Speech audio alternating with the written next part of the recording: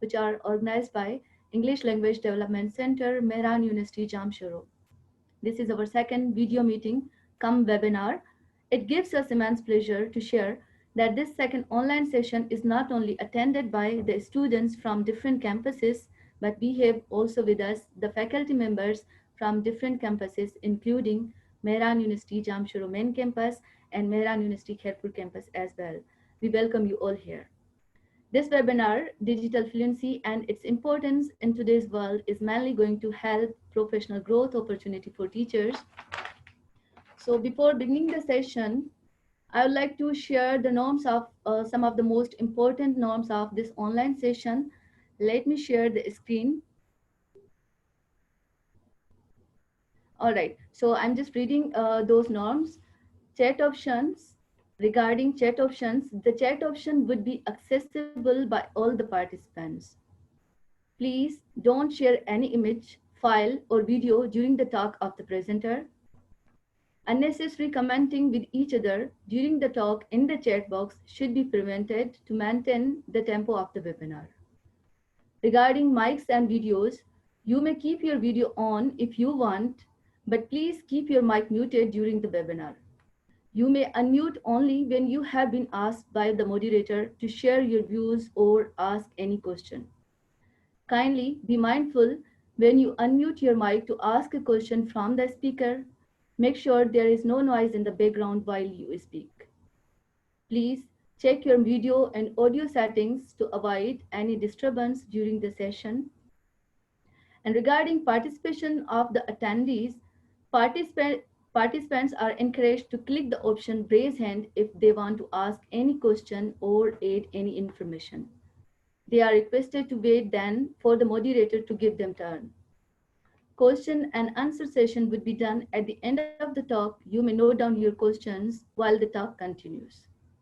Now, these were all the most of the important norms of this online session. Now, I would like to request our Director ELDC, Dr. Habibullah Pathan, to welcome our today's virtual session guest. Sir Habibullah Pathan.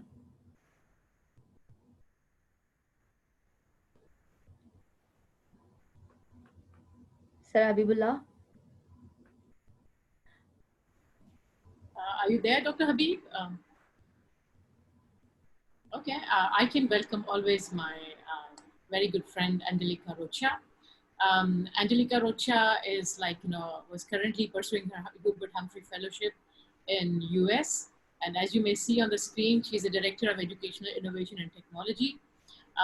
And she's from Guatemala. And today she's going to talk about digital fluency, and we are very happy to have you here, Angie, with us. And like I said earlier as well, it's the most suitable time in our life to learn about these ideas, because we are so ready to adopt as many ideas as we can to improve our online teaching practices.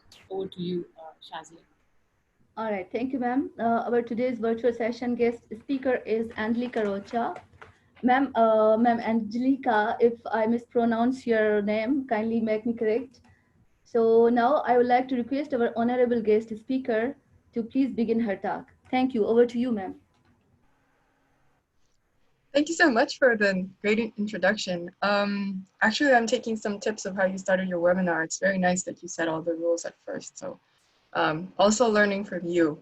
So today we're going to talk about digital fluency. First of all, I wanted to say that for the longest time in my professional career, we used the term digital literacy.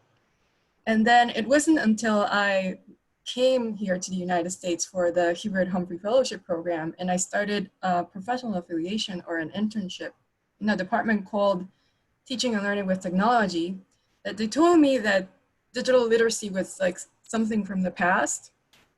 And then now the correct term or concept was digital fluency, and I'll try to explain why. But many of the ideas that I will talk about today, I learned through my interaction with this department at Penn State University, and especially with the leader of this department, Jennifer Sparrow, who is one of the most famous here in the United States promoters of digital fluency. So a lot of the ideas come from her, and I just wanted to recognize it because it's not just me, but what I've learned from my stay at Penn State.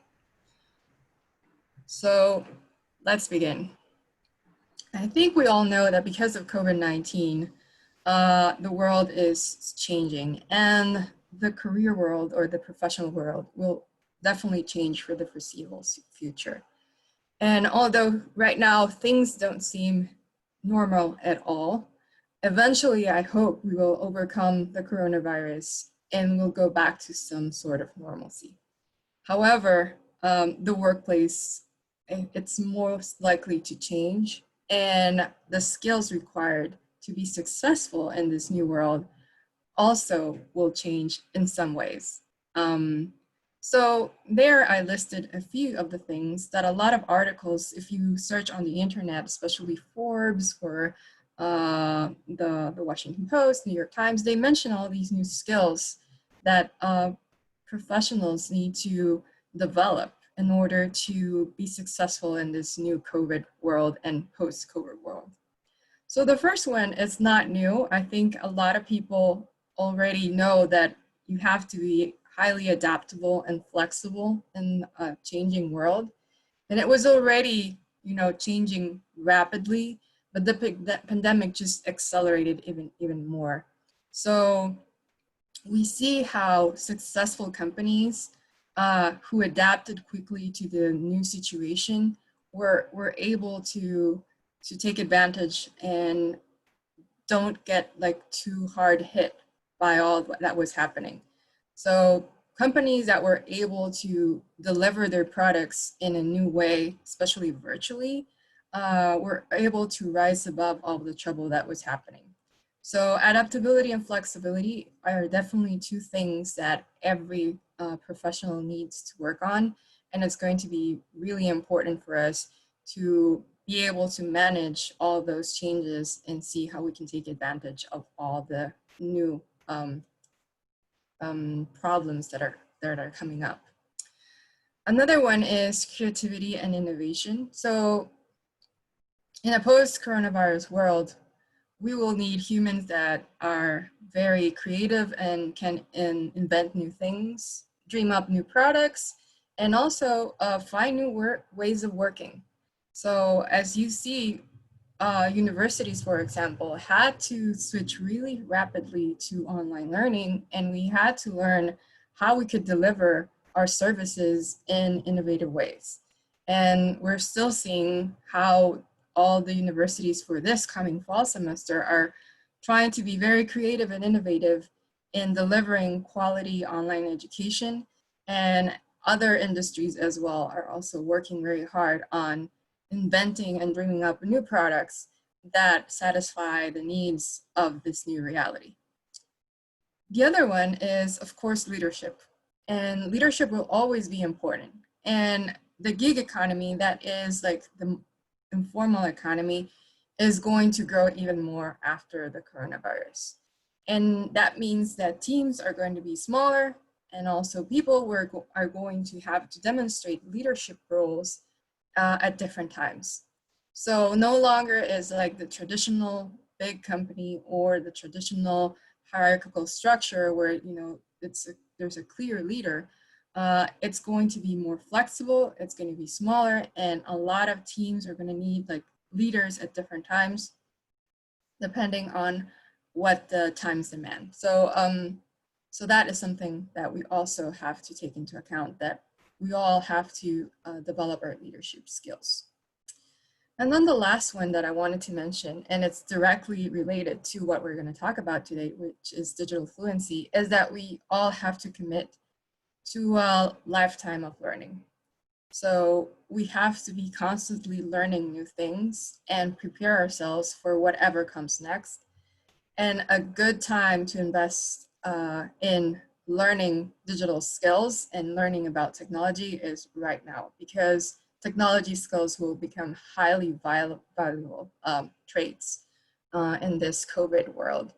So those 4 things I think are going to be like very important for anyone who wants to succeed in this post-COVID world.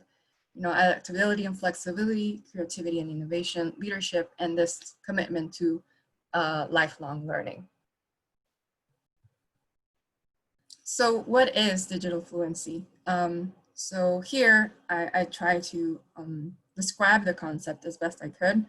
So we say that digital fluency is the ability to select and also use the appropriate digital tools and technologies to achieve a particular outcome. And here I highlighted select and use because this is the difference, one of the differences between fluency and literacy. And we'll compare these two further along. But yeah, being able to select and use the appropriate tool is very important.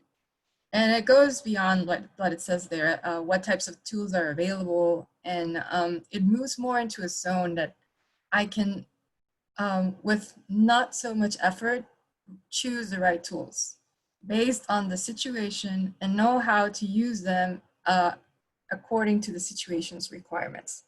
So we are digitally fluent when we can select and use the right tool at the right time. So when we think about fluency, in any other term, not only in technology, we know that fluency derives from the word flow. And when we think about being fluent in any context, we think about being flexible, about being accurate, efficient, and appropriate. So even though right now we're talking about digital fluency, if you apply fluency, that adjective, to any other context, you often think of someone who is, can manage any situation, who is accurately finding the solution, being efficient and appropriate. So one of the analogies that I wanted to work with you is about fluency in a language setting.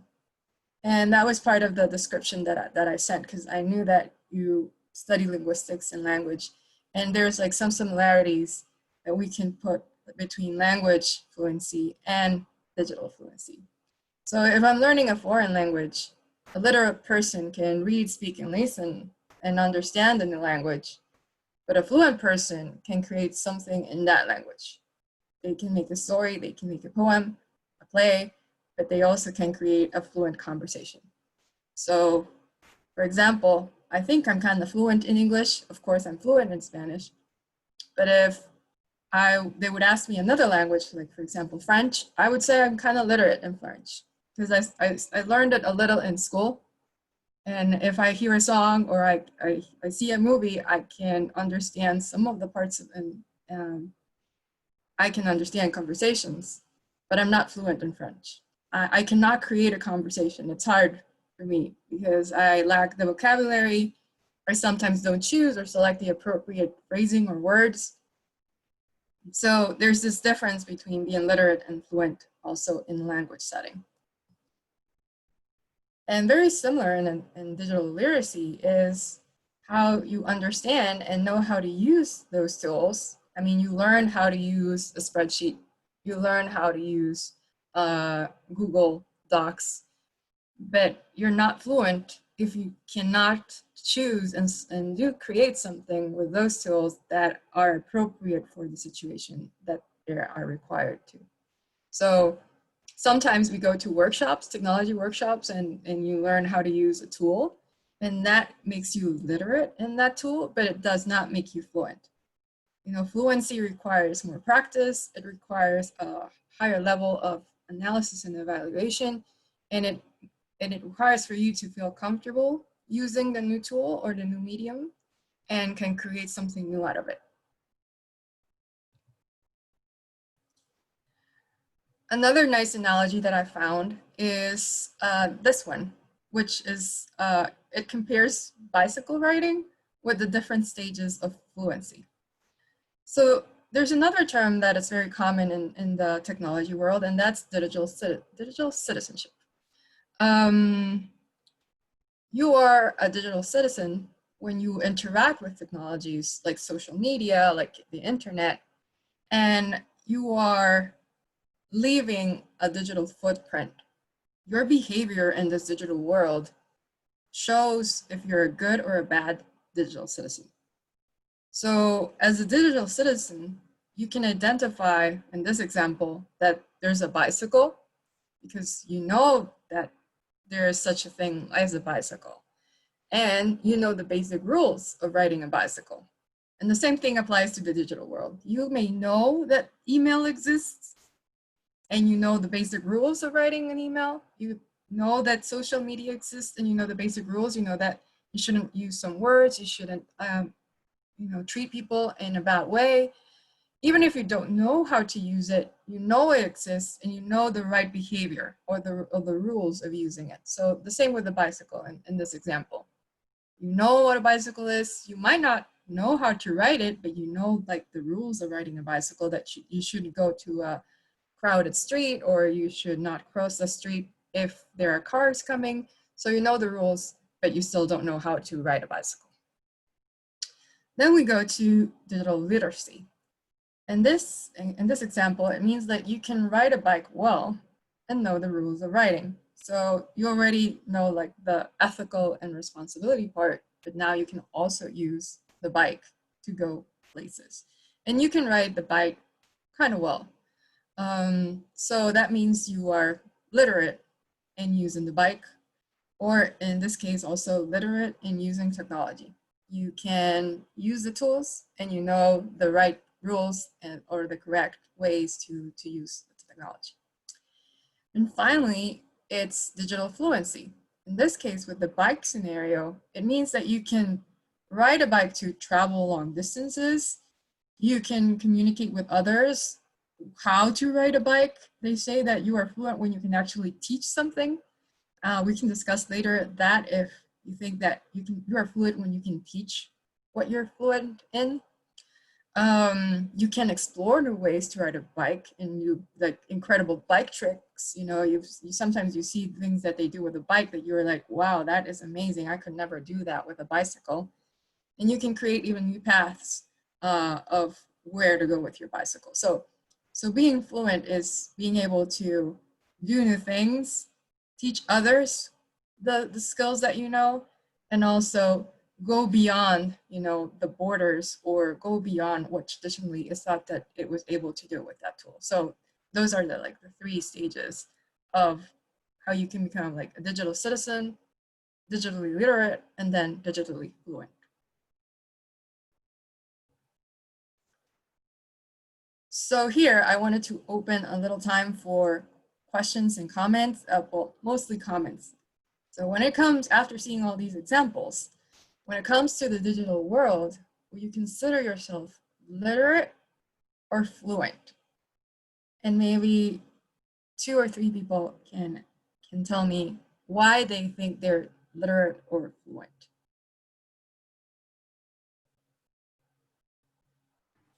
Uh, Anyone can go ahead. Maybe Hassan, you already wrote your comment in the chat box. You can go ahead if your mic is working.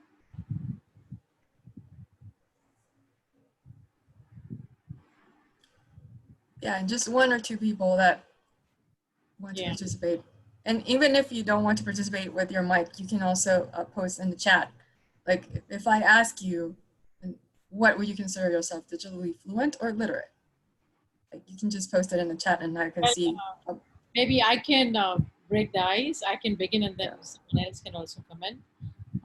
I consider I'm literate, but on the way to be fluent, because this online teaching is introducing us, so many new softwares. So we are on the way to be fluent. Okay, your participants are there. Sahiba, Taimina. I think Angelica, they are writing into the chat box. Maybe you can read. Yeah. I'll wait a few seconds or minute. And it's very normal. I mean, I think we're always a bit literate and not fully fluent. It's just like technology advances so fast that, like I said, it's like a constant learning process, because it never ends. So yeah, so digital citizens we have become due to this pandemic. Everything is through a digital world. Yeah.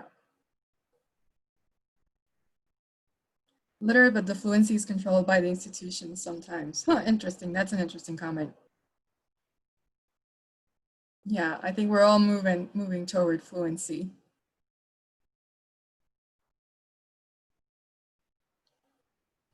Okay, great. Thank you so much for those who answered. So fluency does not happen from one day to another. It is a combination of things. And it's okay that we are, in the process of being fluent.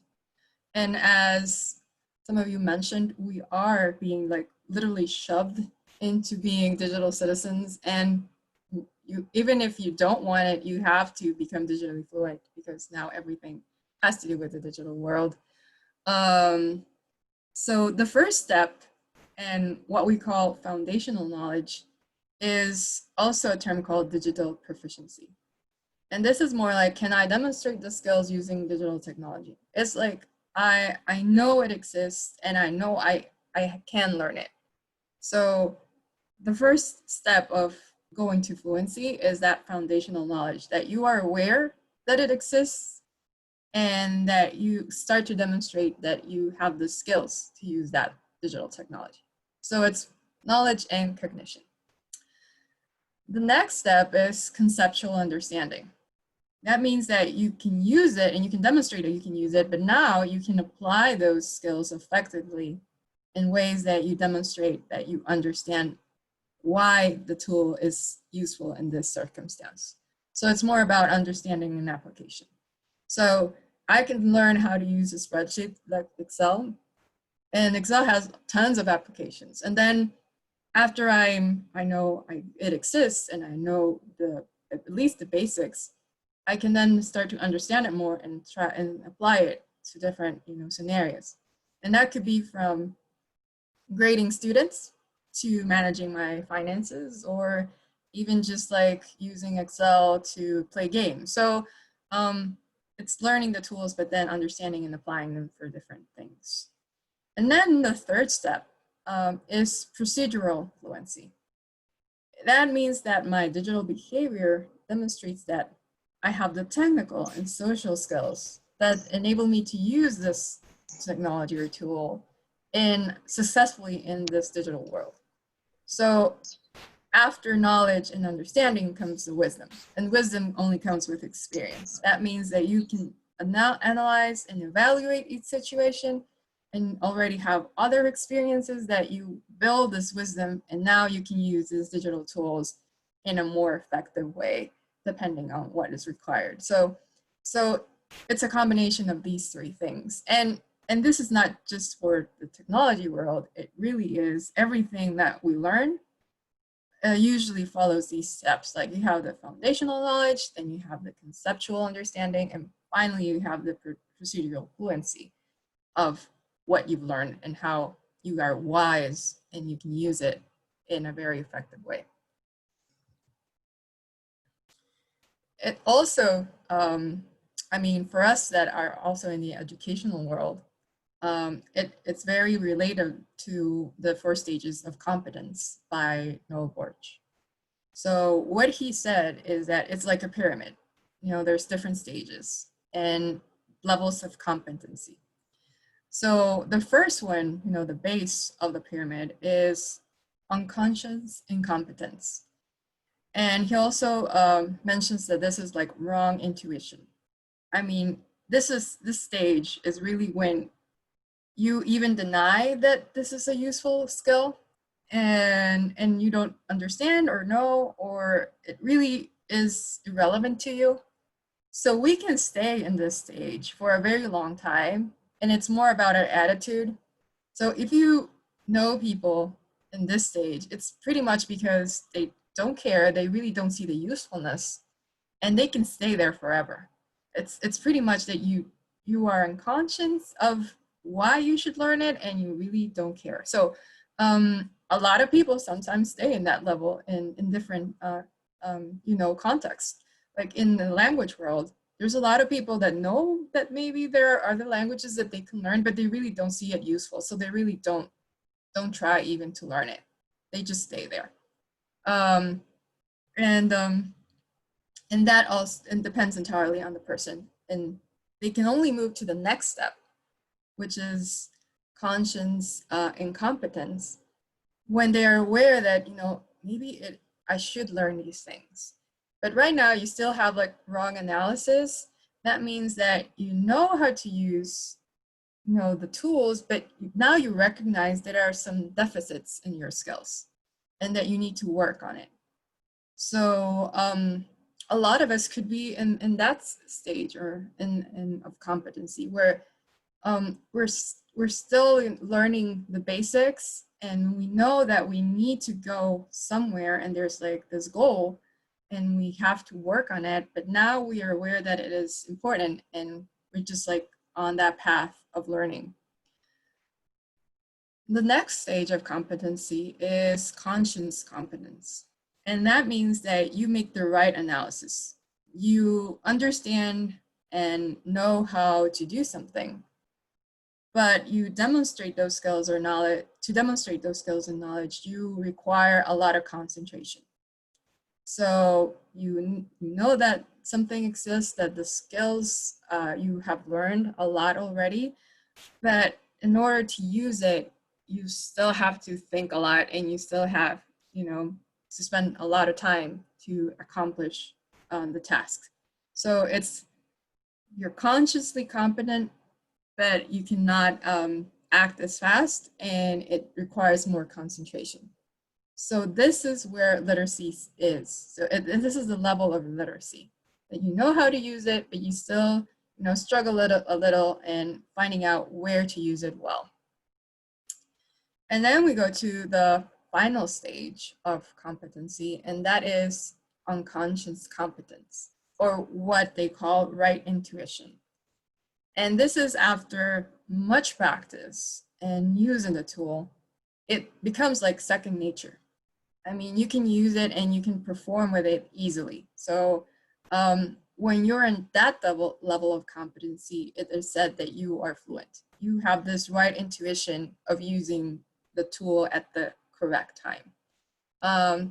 And that we can also apply to different things. Like if we apply it also to language, we might see those stages as well. I may be literate in, like I said, French, and I'm like kind of conscious competent, but I have a really hard time building a phrase or a sentence. Like I understand, but then I really need like to concentrate a lot just to express my idea. On the other hand, if it were Spanish or English, I have like more right intuition where, the words just come naturally. So it makes me more fluent in those languages than in French. And the same with technology. Like I may know how to use PowerPoint, but still have a very hard time, to put all the animations and the graphs and the fonts. And it takes me a long time to make a PowerPoint. Or I can be like very fluent with PowerPoint and just like do a presentation right away and know where everything is and know how to achieve the right presentation for the moment that I'm looking for. So those are the 4 stages of competency. So I want to know if you agree or not, and you can write it in the chat as well. So do you agree that literacy is but a pause on the way to fluency? An important one to be sure, but you cannot become fluent until you become literate. So it's just like a stage. But literacy should not be the end game. And it was for a very long time, as I mentioned before my visit to Penn State. Everyone was talking about digital literacy. Like this is like when you even like search a lot of websites, like the UN website or 21st Century Skills website, the end goal sometimes it's just to be literate. And the point here is that we should not just be literate, we should strive or be shooting to be fluent. So do you agree that we should shoot for fluency? And I'll see here what.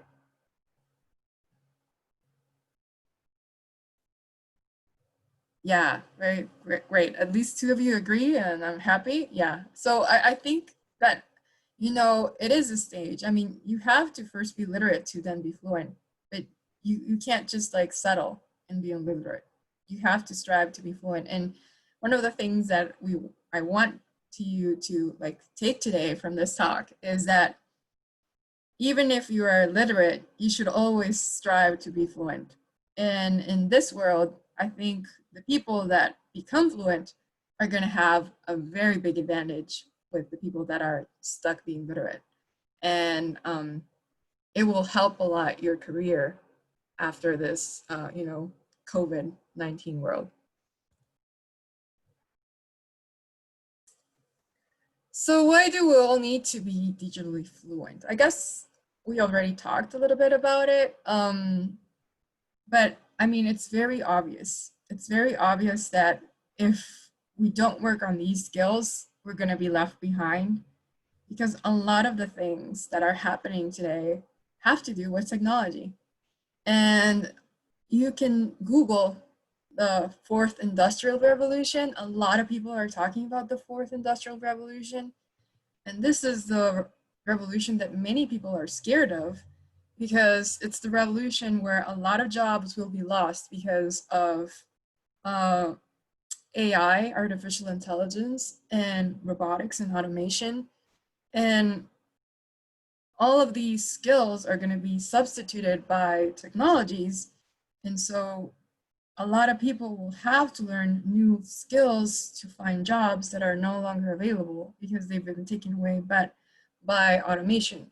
So the fourth industrial revolution is getting closer and closer, and maybe this pandemic just accelerated.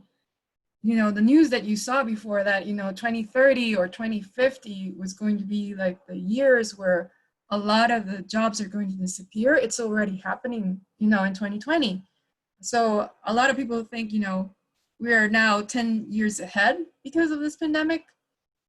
Things that were not going to change so fast, now they did.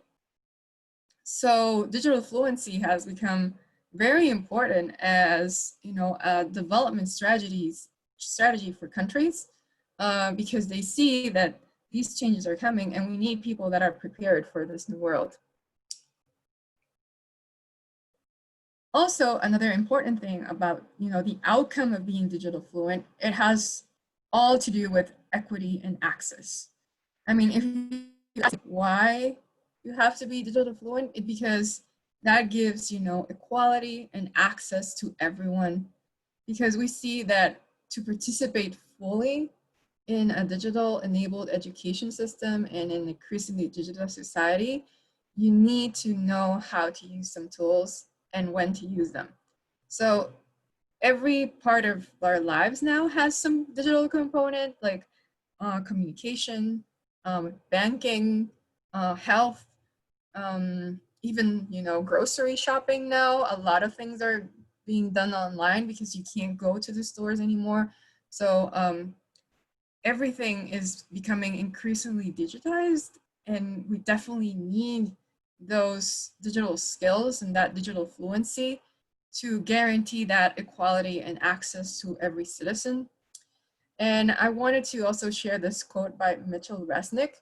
He's an MIT professor. He's very well known in the educational technology world. And as you see there, that quote is from 2002. And that was a very long time ago. And he was already talking about digital fluency. Like, he already knew that in years ahead, it will become like a prerequisite to obtain your job or participating in society meaningfully. And for learning, you need it now. I mean, everything is going to be, I think online learning is here to stay. Even if we return to face-to-face learning, a lot of the online component is definitely going to stay. And because we don't know, when the vaccine is coming or how the illness is going to develop, it is pretty sure that, we're going to avoid large classrooms and distances might always be kept.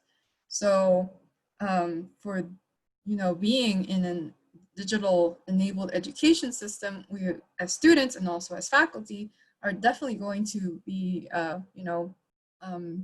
motivated to be digital fluent, or we're not going to be successful in this new world. So if you ask me, I think this is like the main reason and why we should be and strive to be digitally fluent. So I know that many of you said that, you think right now you're digitally literate and then you're moving to fluency. So what are the elements that we need to work on, to develop that fluency. It's not like, you know, oh, well, I just have to use technology and that's it. And I wanted to share like these main elements that we can, you know, work on, and then you know that you're in the right path for digital fluency. And I think the first one that I wanted to mention is curiosity. You cannot learn something or become better at something if you're not like constantly curious of what else is there for me to learn, or what more can I learn. So if you have those questions and you want to search for those answers, and you're aware that you are capable of, you know, developing your own answers and questions, just being curious is setting you to the right path to digital fluency. If you're like constantly like just waiting for someone else to teach you something, or you don't want to look for yourself for the right answer or the right tool that you might need to get somewhere, then it's possible that you will be stuck in literacy because you're not pushing yourself further. So in this case, also as a university, we should, you know, provide students with practice and activities that immerse them in like this curiosity mindset, and they want to design, you know, new things, new products, and, you know, make it possible for students to challenge themselves and create, you know, new products and solutions for the 21st century. So curiosity is definitely something that will lead you to the path to digital fluency. And then critical thinking. So as we see, selecting the right tool is an important part of being digitally fluent. So, and now with so many like misinformation, and, you know, there's like so many resources that you can find in the internet, it is very important to be a critical thinker and, you know, evaluate the information and determine which is credible and which is not. And also that will help you like choose the right technologies or the right tools or the right methods that will lead your organization or your activity or your project into a successful, you know, end. So being a good critical thinker is also important. As I said, you know, there's so many information out there that being able to evaluate is also a very important skill, and it definitely helps you become digitally fluent. Another one is the ability to communicate new knowledge across different populations. So when you're fluent, one of the things that, you know, comes out is that you can communicate what you're fluent in.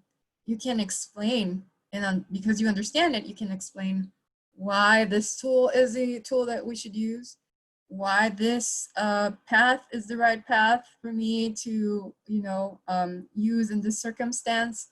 So when you can actually communicate well the choices that you made, and you get others also to use the tools, and, you know, you can come together as a team, it can be more impactful. So it's not only of learning how to, you know, use the technology or understand the technology, but of how, you know, how you can explain this technology to others and create like a bigger solution or a bigger impact if you communicate and teach others successfully the digital skills that you're acquiring. So also communication skills are very important.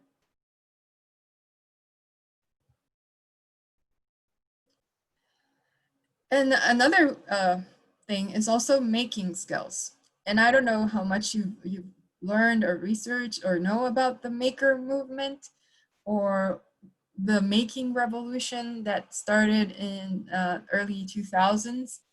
But right now, it's not only computers, not only cell phones, iPads, you know, digital technology has grown into this, like now we have like 3D printers and laser cutters and all these like fabrication technologies that with computer software can create amazing things that are not longer just like digital, but also, you know, tangible things that you can touch. And with the COVID thing, I was so impressed of all the things that they could do with 3D printers. They could do respirators, They could do like face covers. And so now being digitally fluent, it's not only like the software that you can use in the computer, but also how you can take advantage of these new like digital machines that could create objects. And that also gives you an advantage because you can create solutions that are not just like available through a program, but you can also create things that you don't require electricity, or, you know, they go beyond the digital world.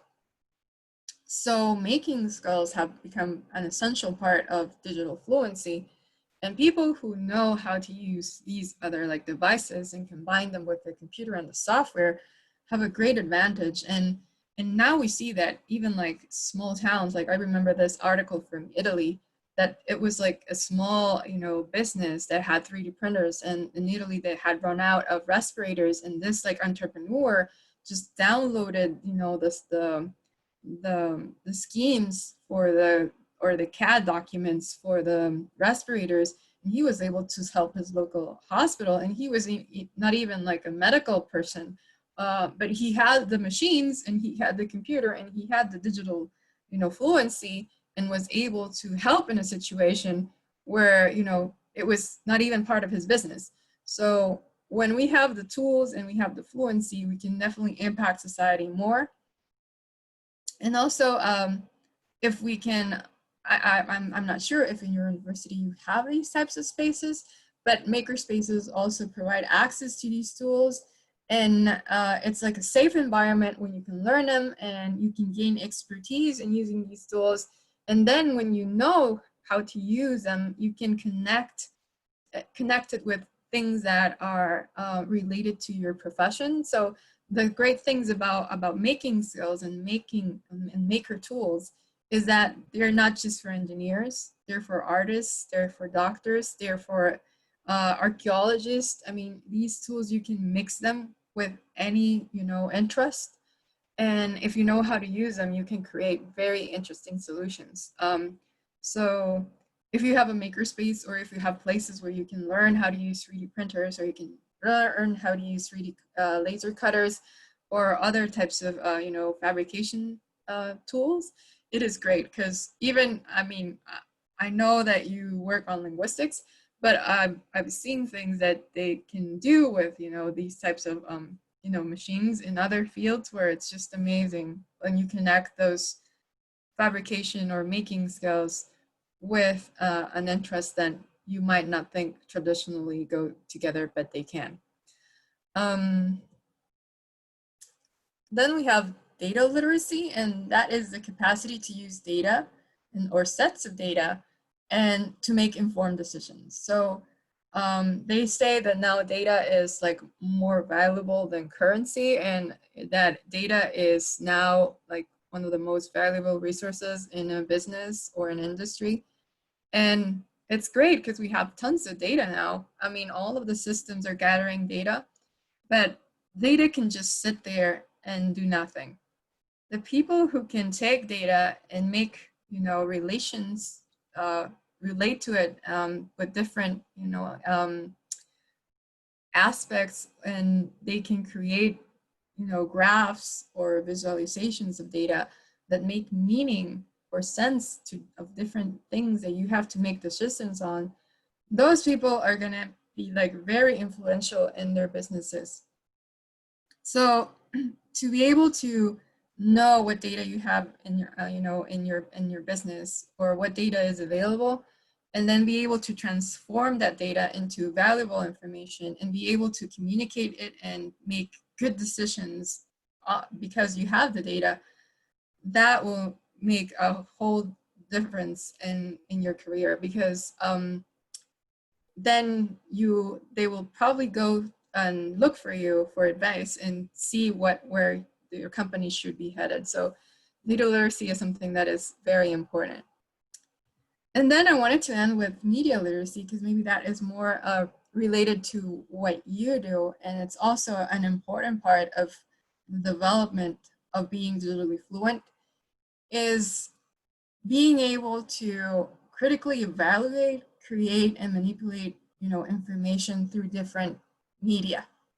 And that is how I can take this information or how I perceive information from different, communication outlets or tools, and how I can use it, and transform it. So media literacy is very important, and especially in education now, it's like also to be media literacy is to be aware of how media influences us, and how we can be consumers but also creators of media, because now with social media and all these platforms, it is easier to become also a creator of media. So being media literate is part of that path to fluency, and it's important to be aware that it's something that we have to teach now, and especially with the youth that have all these like media tools at their hands. Being media literate is one of the critical skills that we have to develop. So if we follow these elements of being curious, being a critical thinker, work on communication skills, making skills, data literacy, and media literacy, I think we are on the path of being digitally fluent. Because then it's not just like learning the tools or the software, but actually putting it to work with all these other skills. And that would definitely lead you to, being a wise person in a digital world. So with all these elements, which of the elements you think need to be more present in higher education of the ones that I mentioned here? So you can put it in the chat and I'll wait for a little while. So would love to hear your opinion of which of the elements you think need to be more present in higher education.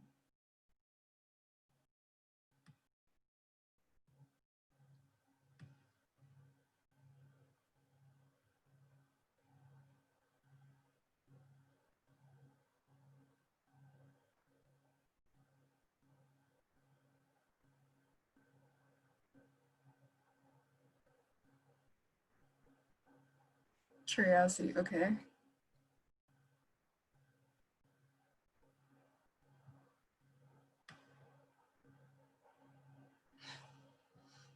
Yeah, I think all, but I mean, I think universities, well, I don't know, at least in my university, I think they try to work on making us more critical thinkers.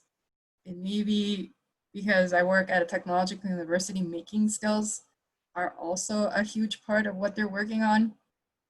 So I would say that in my university, maybe media literacy is something that they really don't care, because they think, engineers and scientists, it's better for them to be like work on data and making and not so much media.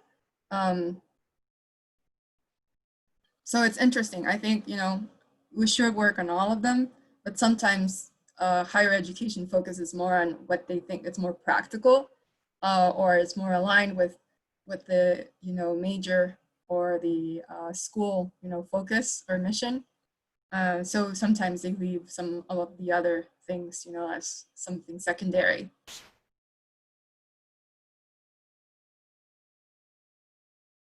But very good.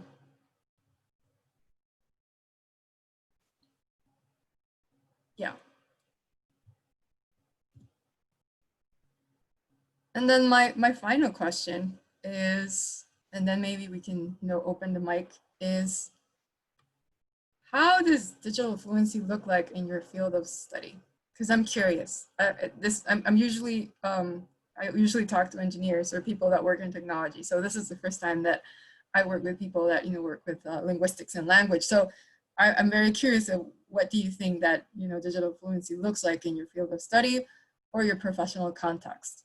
Because it's kind of it's the same, but it's different. Some people, at least in computer scientists, take digital fluency very seriously in learning the newest tools that are available out there. And it's part of their livelihood sometimes. How fluent determines how good you are in the technological world.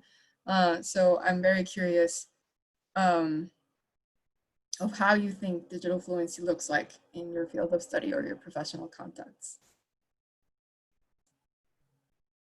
So I don't know if anyone wants to volunteer and maybe use your microphone.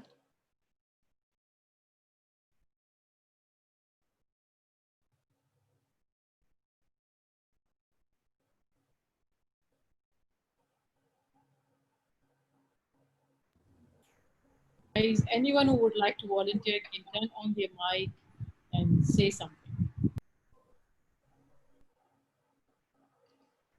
I think someone raised their hands.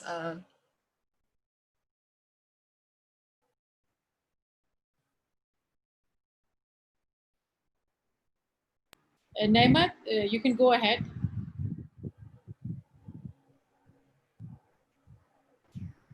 Naimat, are you there? Yes, ma'am, I'm here. Okay, go ahead.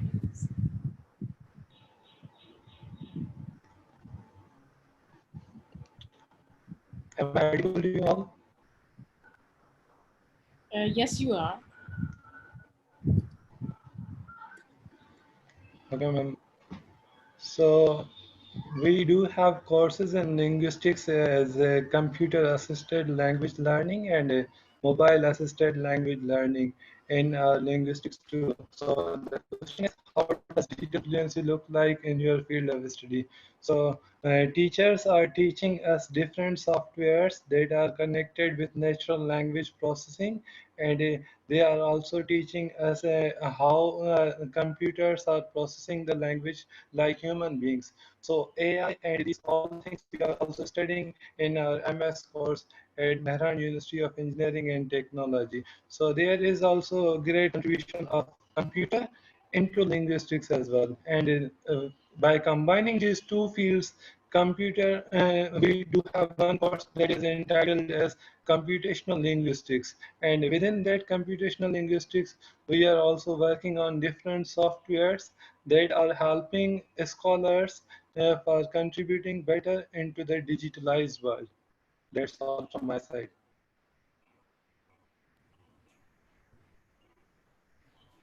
Thank you. That's super interesting. Yeah, I think that, definitely natural language and artificial intelligence, there's a big connection there. And there's a lot of industries that are interested in how they can, improve, those chat boxes and, Alexas and everything that, interpret natural language and can understand what's happening. So thank you very much. So I Yeah, don't know who's yes, next. there is Tosif. Tosif, you can unmute your mic and you can ask your question. Yes, Tosif.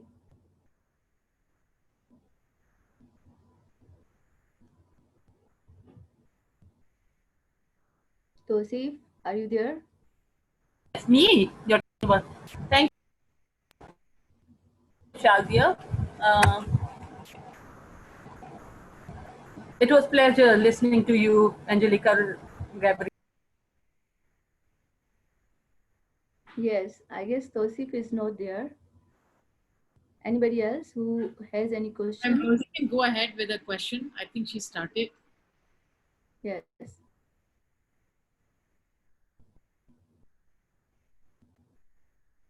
Madam Rosie, are you there?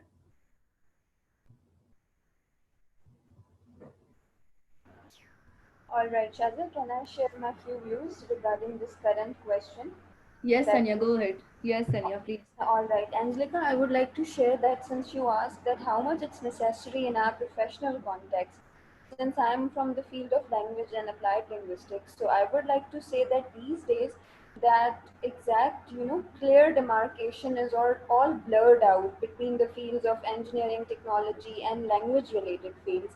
Now, for people like us belonging to this field, gone are the days that it was assumed that we need to do this, traditional and conventional method. All of we people, that is our entire faculty member, has to be, I would say that they have to be pro at technology, and they all are, at that path. And we all are using different, I would say that different softwares, and we are offering such computer related subjects also at our MS level to our students.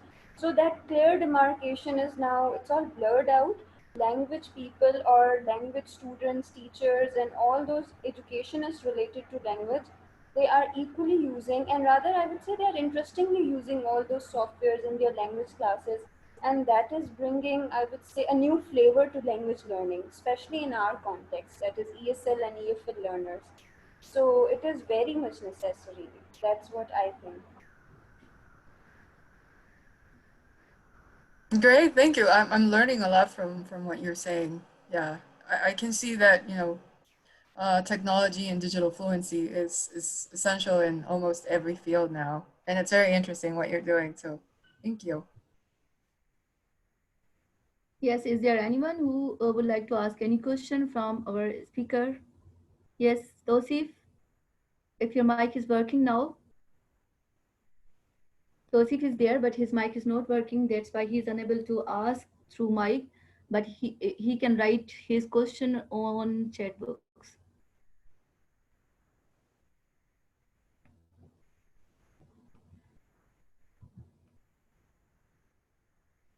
All right.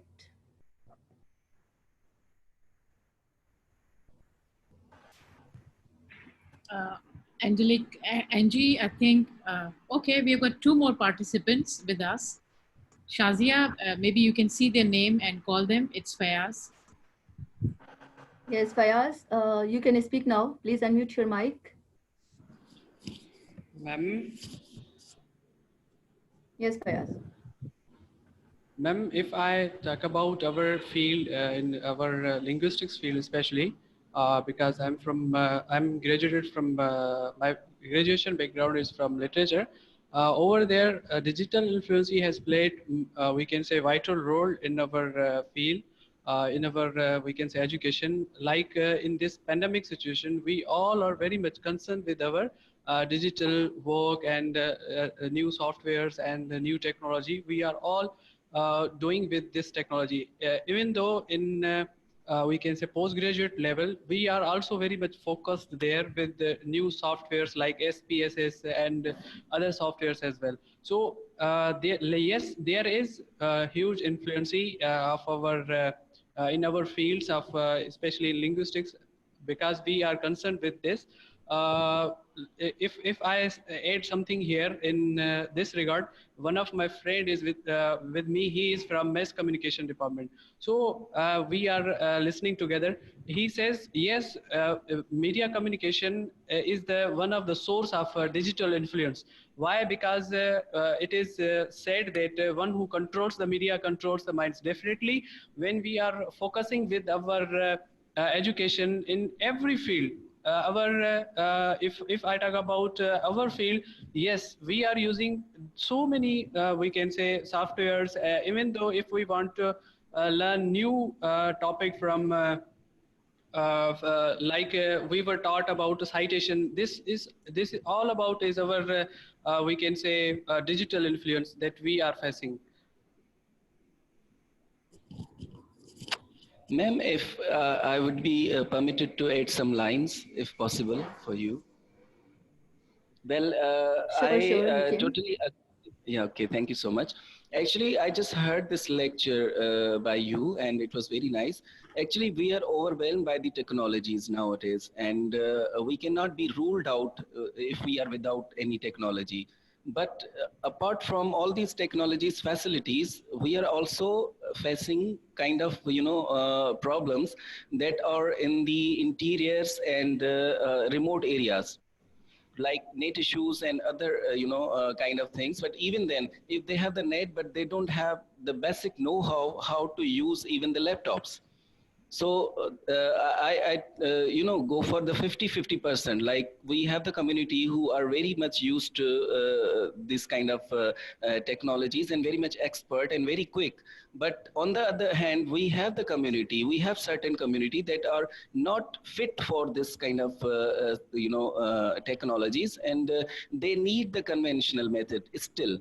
They need somebody to take their hands and keep them in the conventional methods as we used to have in the past. And as far as the professional context is concerned, we are no doubt we have the technologies in our professional levels, and that is very fine. But even then, somebody has written that it helps us in the critical thinking. So I disagree with this point. Sorry to say that critical thinking does not depend upon the technologies. It depends totally on your mind. So thinking, critical thinking or whatever the thinking methodology you are using, so it depends on your own selves, right? So technology can help you work faster using your own minds. So these were the points.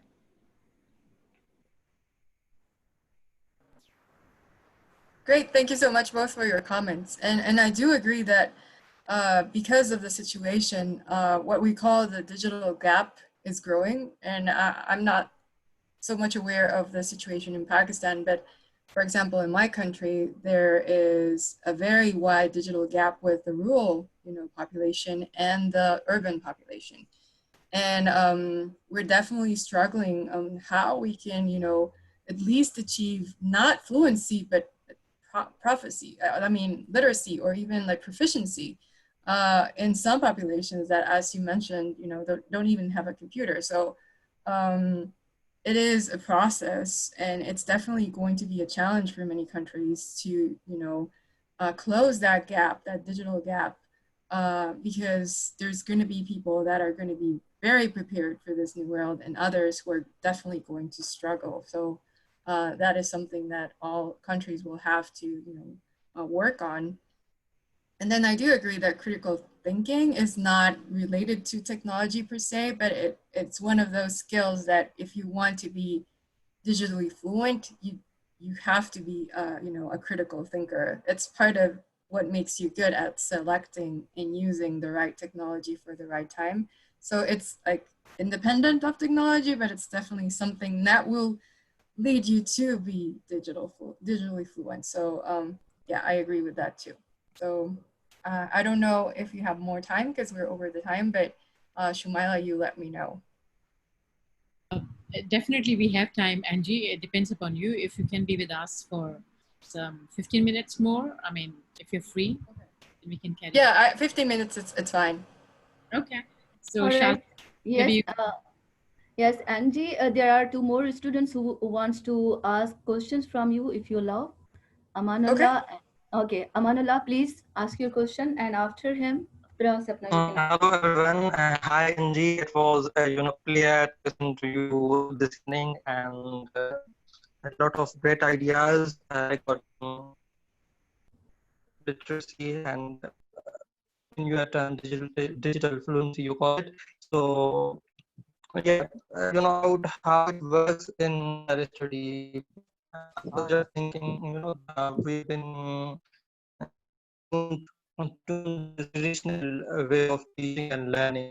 So most of our teachers who are, who are experienced enough, they do not have, they are not much literate.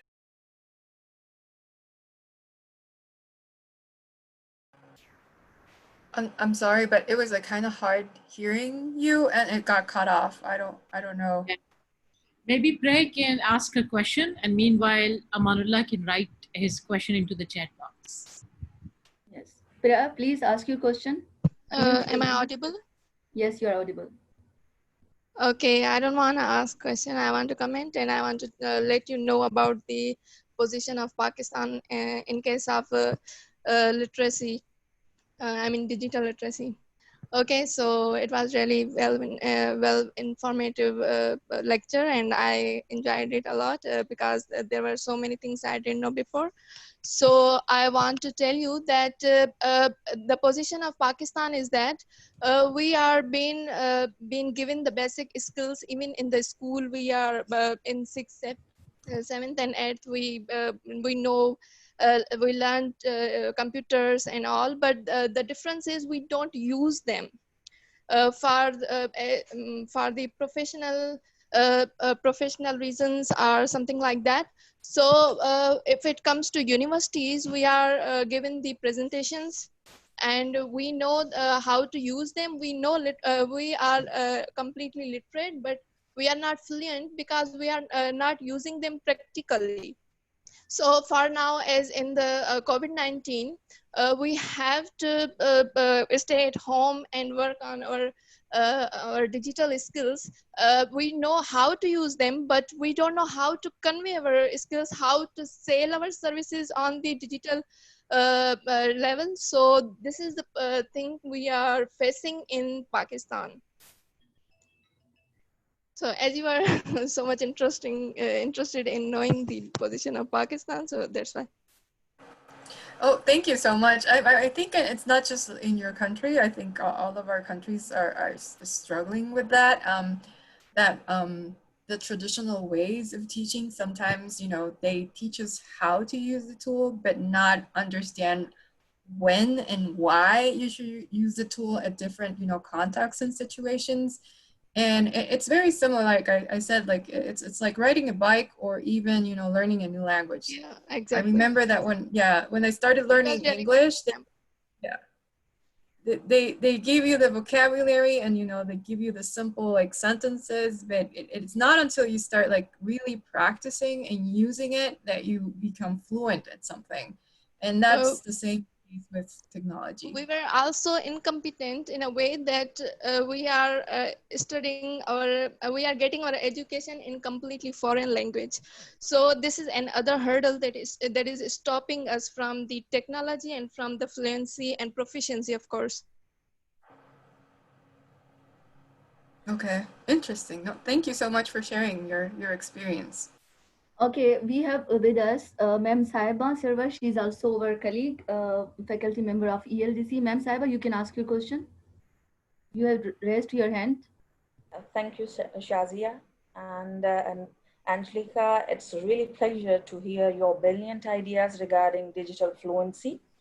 Well, I would comment about my context being teacher and being scholar in the same field of language and technology. What I have observed that sadly we are yet not on the way to be fluent. Rather, we are less literate in technology usage. Being a student, being teacher, it's a great need to be literate first, and yes, it's really important to be fluent later on by following the foundation element as you have already discussed. So in our context there is a need first to pass this step, that is to be literate, because in our context, as it is already told you and explained the context, that people, even teachers, are not literate about the technology, how to use it. And there are so many reasons behind it. So first of all, we have to be literate, and then inshallah we'll work on to be fluent as well. Thank you. Oh, thank you for sharing. And I completely agree. I mean, I think the first step is to be literate. And then what I learned at Penn State is that most people are just like satisfied being literate, and they do not want to go to that like next stage of competency. So mostly what I wanted to like leave you here is that if you're already literate or you consider yourself very literate, then strive to be fluent. And those who work on always being curious and learning new skills, and being that critical thinker and applying those new skills into very effective ways and to solve problems, that fluency is definitely going to make you a another level of professional in this like post-COVID world. So and to universities, that we should definitely strive to help our students to become fluent. As you said, many focus on the literacy, but then they stay there. If you know how to use the tool, and we showed you like the basic structures of it, that it is enough, and it isn't. So we have to push for that fluency, and as educators, it should be like part of our goal, to not like just focus on literacy but go more. Yes, Angie, we have last two questions. One is from Farwa. Farwa, you there? You can ask your question now. Thank you, Shazia. Well, Angelica, it was a wonderful presentation and wonderful, material management as well. We got interested into that. And of course, your method of delivery as well. It was very friendly, and I personally enjoyed it too. Well, I have a question that has a critical side of this, digital citizenship or digital fluency, as we call it. So, what do you think when people don't have equal access to these means or these digital tools? And because of that access, a gap is being developed. There is more digital inequity there. So we all cannot, though we have right to access, but we all don't have, measures to or access to use that technology. So don't you think that it's increasing the digital inequity or a sort of surveillance that is being now digitally normalized? So what would you comment about this? And the second part of my question is, governments do have a stake in such type of educational crisis. So what measures are being taken by your government to just minimize this or bridge this gap, or what plans do you have in your reserve? Two great questions. The first one, I definitely agree that, the technological gap is something that is going to happen in many parts of the world. I recently was in another webinar, regional Latin American webinar, and that was something that was raised in different Latin American countries, that the digital divide is growing. And it was already an issue before the pandemic, and now it's like even stronger. And it is something that, the education ministries and even the governments have to be aware of, that if they don't, deal with this like lack of infrastructure, a lot of citizens are going to be, not able to function in a new society. And that will also be a huge impact. Not only there's already a huge economic impact because of all the things that are happening, but if you have citizens that cannot be like productive in the new world, then it's going to be like even more impactful in the economy and the development of a country. So education in digital literacy, but also, providing the correct infrastructure to help them learn those new skills is going to be very critical. And in my region, especially, Latin America, we are all, a lot of us, developing countries, and there's like these like huge divides between the rural and the urban. And our government, at least now, they have a plan of how they can, at least help the education system. Um, they're trying to bring connectivity to more parts of the world. It is like a mid or long-term plan. I hope that we can overcome all these things and that the digital divide isn't so big at the end of this, crisis, that it is too hard to overcome. But those are like big questions and things that, as higher education institutions, we have to be aware and have to, in some way, advise and help our governments to make the right decisions and construct, the right infrastructure for helping people not, be left behind. So, and I don't have like a solution or a very, concrete answer, but it is something that, we are working on, and I think we have very similar challenges that you have already mentioned. Thank you. Okay, so Miss Angie, there's one participant who wants to ask the question, but his mic is not working. That's why he has written his question in the chat box, and I am going to read his question on his behalf. He wants to say, like, digital learning or teaching is the application of linguistics. So, how to make people aware in terms of it? Because we are living in era of e-learning. His question is, I'm going to repeat it. Digital learning or teaching is the application of linguistics. So how to make people aware in terms of it, because we are living in era of e-learning. Yes, ma'am. It's a very, it's a very a good, interesting way that you related like the application of linguistics and digital learning, and there's like a very strong relation between, and that's why I like the analogy that it's like learning a foreign language. I think it is important to people to know that just like, the application of linguistics is, digital learning, and how language is so closely related to all these skills like media literacy and data literacy.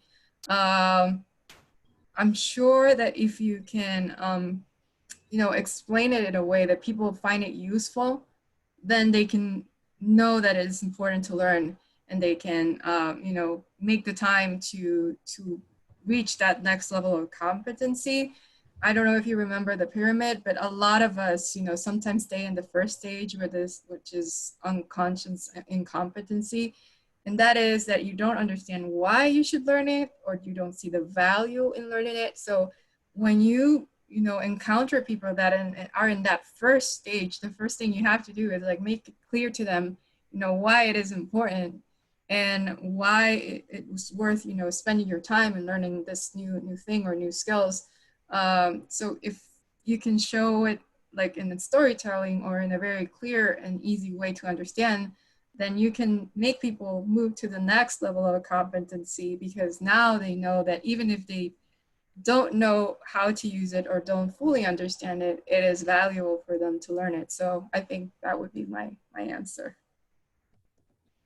Okay, thank you, Ms. Anjali. Now I would like to request our respected senior and experienced faculty member, Madam Rosie Ilyas, for a thank you note. Yes, Madam Rosie.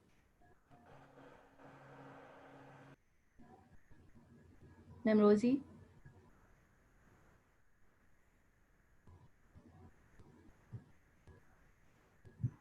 Looks like her mic is not working or something. Is she there? Yes, she's there, but I guess her mic is not working. If we can unmute her. Okay, let me try. Yeah, she's unmuted, but looks like she's not over there. Yes, ma'am. No, There. I'm here. Okay, I'm here. Can you hear me? Yes, yes, we can. ma'am. Yes, ma'am. Okay. Angelica Gabriela Rocha, thank you very much for giving us this informating and thought-provoking talk on digital literacy. On behalf of Dr. Habibullah Pathan and the faculty members of English Language Development Center, we really appreciate for your time and for your ideas that you have shared with us. You have been very right in comparing the digital literacy with industrial revolution. Yes, we are afraid of it. We are unaware that it is here. The only thing is how prepared we are to flow with digital literacy. It's the opportunity for those who are flexible. It is there to stay. And COVID-19 has given us this challenge, and the survivors are going to be the people who are digitally literate and fluent also. Thank you very much. We appreciate, and you have given us lots of terminology like digital gap and digital divide. These are the terms that are going to be reality, and we are going to live with this reality. Thank you very much. We appreciate, and it was very informative and engaging and interesting. On behalf of our faculty member and students, thank you very much. Thank you once again. Thank you very much for the kind words, and it was like a pleasure to share this evening with you. It was pleasure. Pleasure's all mine, and we are hoping that you will come and visit Pakistan one day. Thank you very much. Thank you, Madam. Yes, thank you, Madam Rosie. Now I would like to request our another faculty member, Dr. Shumaila Ijaz Memon, the Associate Professor ELDC, for thank you note. Ma'am Shumaila. Angie, thank you so much. I mean, honestly, it was wonderful. I mean, interesting ideas you presented. Although we are, but you reinforce the idea that we are digital citizens and we need to claim our citizenship and do more to be fluent if we want to survive in the world which is coming post-COVID. Although Pakistan's scenes and size are very different, but still we are struggling between haves and haves not. But people who have those, still I see a kind of, fear in them to adapt and then to get along with the digital technologies. So I think your talk came very timely, and it has given us motivation and then properly stages that we have to cross still to be digitally, fluent. So thanks a lot. I mean, your this 1.5 hour maybe is going to open so many new windows in many people's lives. I think those who were there, personally me, I feel inspired. I gotta do more. Thank you so much, Angie. Thank you so much, ma'am. Now, it's time to take group photo.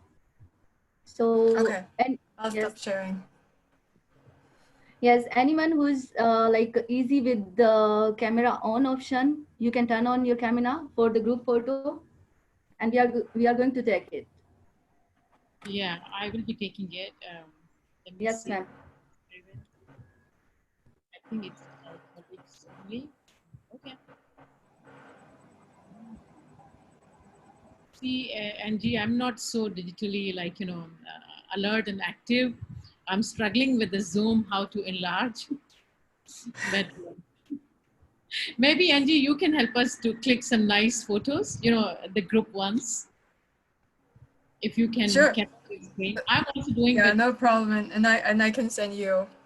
yeah, sure. We should use the digital expert person. Let me just close all of this. Perfect. So is everyone ready? Mm-hmm. 1, 2, and 3. Perfect. Let me see if it showed up well.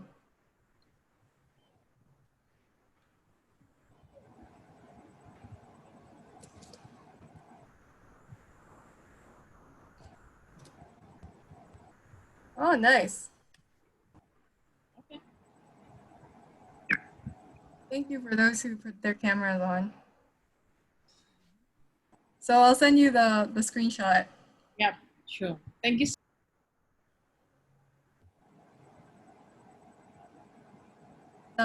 So thank you everyone for your attention and being such a great audience. And I saw there that you want the presentation, so I'll send the PDF to Shumaila and make it available to you. So thank you so much. And I hope that someday I can visit Pakistan and get some more ethnic shirts or blouses. So.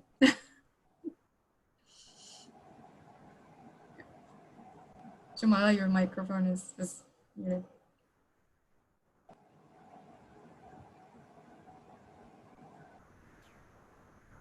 Your microphone. Oh, okay. Sorry. I said, okay, even if you don't come, we'll make sure we send you so that our Pakistani fashion gets everywhere in your part of America. So with your permission, can I end the meeting for all now? Thank you. Yes. Thank you Thank guys. you. Wonderful audience with us. Thank you.